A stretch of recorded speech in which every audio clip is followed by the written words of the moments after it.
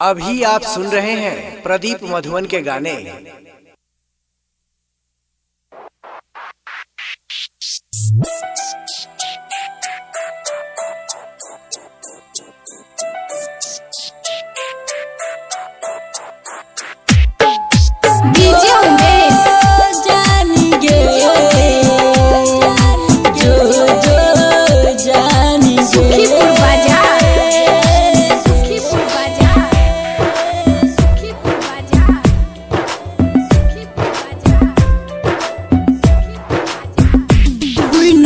लही कबर सुन न हमारे लभर पाके पिया बाके प्यार जानी गे।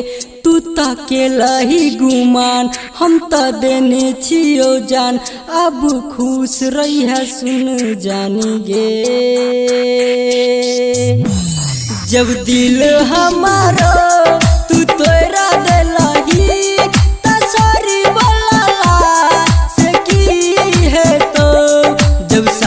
हमारो तू छोड़ा देलही त फोटो देखला से की है तो डीजे उमेश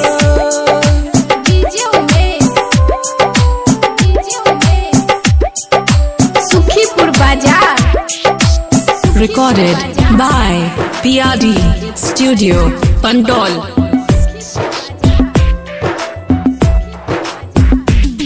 कबो सपना नहीं देखी है तू, जे भेलौ से तू भूल जई है।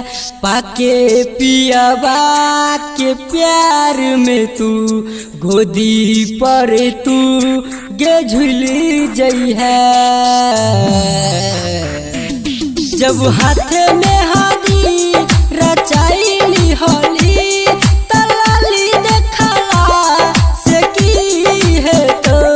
जब साथ हमारो तू छोड़ा देलही त फोटो देखला से की है तो डीजे उमेश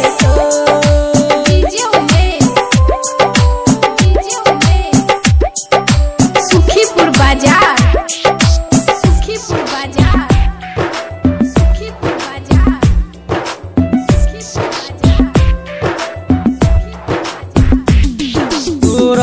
जेते चाहलियो हम होकर इहे सजा देला। तारा इटर चंदन साजन के कोना दिल के दगा देला। राजेश बिहारी के गोरिया तू दिल से न भुला गेला। जब साथ हमारो तू छोड़ा देलही त फोटो देखला से की है तो